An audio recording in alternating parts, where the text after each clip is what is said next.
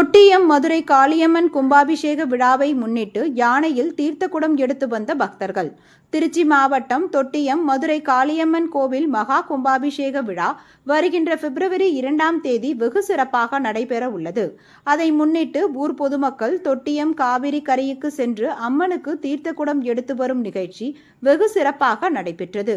இந்நிகழ்ச்சியில் யானையை கொண்டு மிக பிரம்மாண்டமாக குதிரை நடனத்துடன் காவிரியிலிருந்து பொதுமக்கள் ஏராளமானோர் தீர்த்தக்குடம் எடுத்து வந்தனர்.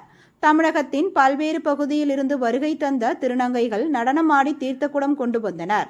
சகலவிதமான வாத்தியங்கள் முழங்க 1000க்கும் மேற்பட்டவர்கள் பெண்கள் பக்தர்கள் தீர்த்தக்குடம் எடுத்து வந்தனர். பின்பு கோயில் வளாகத்தில் யானை, குதிரை, பசு ஆகியவற்றிற்கு பூஜைகள் செய்து வழிபட்டனர். இந்த நிகழ்ச்சிக்கான ஏற்பாடுகளை கோவில் நிர்வாகத்தினர் சிறப்பாக செய்திருந்தனர்.